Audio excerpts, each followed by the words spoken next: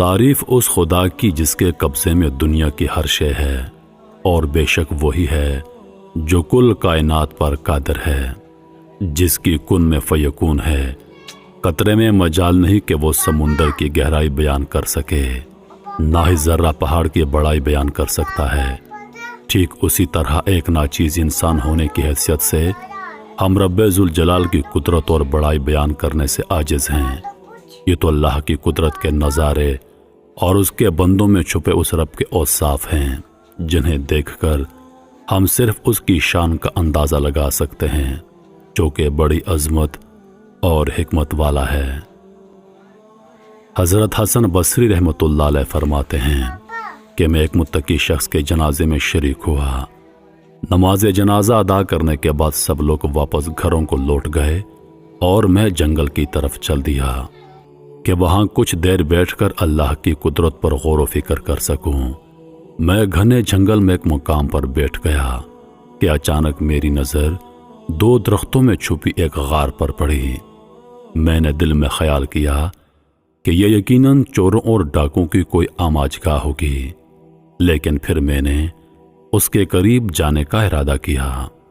میں نے سنبھلتے ہوئے آگے بڑھنا شروع کر دیا۔ جب میں غار کے قریب پہنچا تو کیا دیکھتا ہوں کہ اندر ایک نورانی صورت والا شخص عبادت کر رہا ہے۔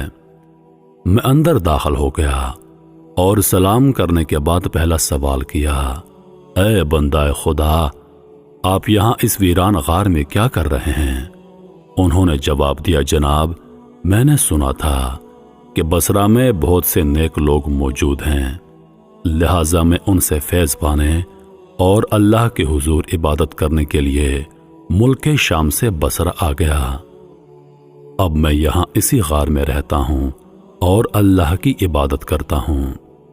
میں نے پھر سوال کیا، اے نیک انسان، تمہارے پاس کھانے پینے کا بندوبست کون کرتا ہے؟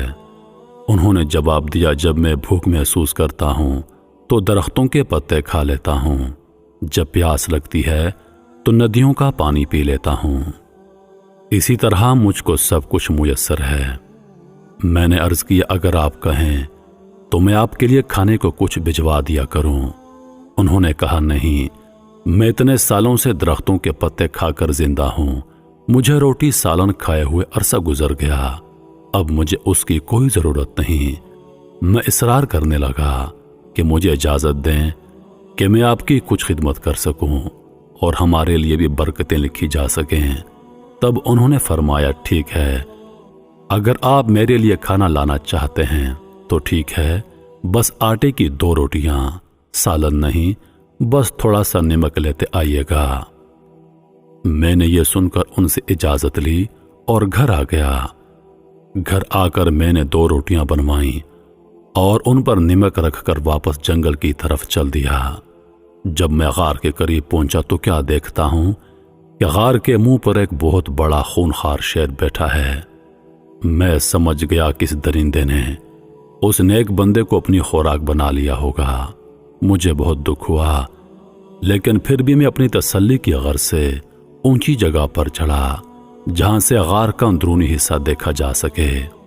جب میں نے اندر دیکھا تو میں بہت خوش ہوا کہ وہ نوجوان بالکل ٹھیک موجود تھا اور نماز ادا کر رہا تھا۔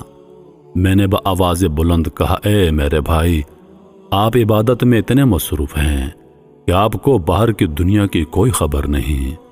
انہوں نے سلام پھیرنے کے بعد مجھ سے سوال کیا، اے اللہ کے بندے، کس بات کے سبب آپ مجھ سے ایسا کہہ رہے ہیں؟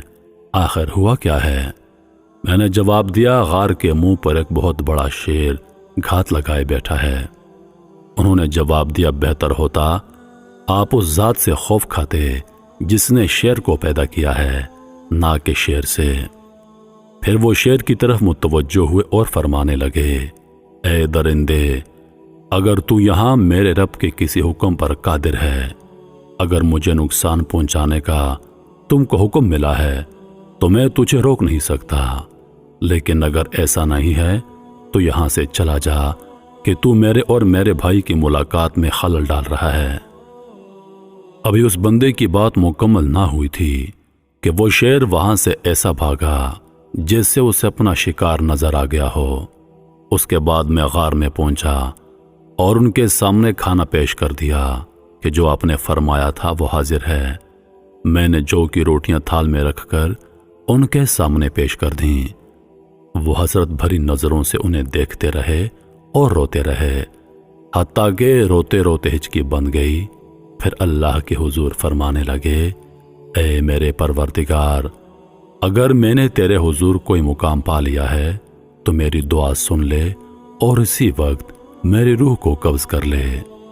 ابھی اس بندہ خدا کے الفاظ پورے نہ ہوئے تھے کہ اس کی روح قبض ہو گئی۔ میں یہ سب دیکھ کر بہت متاثر ہوا اور رنجیدہ ہو گیا۔ پھر میں شہر واپس آیا اور کچھ نیک بندے اپنے ہمراہ لیے کہ ہم سب مل کر اس دوست کی تدفین کر لیں، اور ایک بار پھر ہم اسی غار میں پہنچے، لیکن کیا دیکھتے ہیں کہ وہاں کوئی میت موجود نہ تھی۔ ہم نے ہر جگہ تلاش کیا لیکن ہم کو میت کہیں نہ ملی۔ سبحان اللہ، کیا شان ہے ہمارے رب کی اور اس کے نیک بندوں کی۔ محترم عزیز دوستو، آپ نے کئی مرتبہ سنا ہوگا اور اللہ پاک بار بار فرماتا ہے، حدیث میں بار بار بیان ہوا ہے کہ یہ دنیا کھیل تماشا ہے، یہ دنیا ایک دھوکے کا گھر ہے، یہ دنیا دھوکے کے سوا کچھ نہیں۔ جن لوگوں پر یہ راز آشکار ہو جائے، جو لوگ اس راز کو جان لیتے ہیں، وہ دنیا سے کنارہ کشی اختیار کر لیتے ہیں اور صرف اللہ کی عبادت کو اپنی زندگی کا مقصد بنا لیتے ہیں۔ وہ اس دنیا سے قطع تعلق ہو جاتے ہیں۔ لیکن جن لوگوں کی آنکھوں پر دنیا کے دھوکے کی پٹی بندھی ہوئی ہے، وہ نہیں سمجھتے، وہ اس دنیا کو ہی سب کچھ سمجھ بیٹھے ہیں۔ لیکن میرے عزیز دوستو، بہت جلد اس دنیا کی ہر چیز نے ختم ہو جانا ہے۔ ہماری زندگیوں کے چند سال باقی ہیں، ہم ختم ہو جائیں گے۔ ہم سے پہلے لوگ ختم ہو چکے ہیں اور ہمارے بعد بہت سے لوگ اور ختم ہوں گے۔ یہ سلسلہ قیامت تک جاری رہے گا اور قیامت میں سب کچھ ختم ہو جانا ہے۔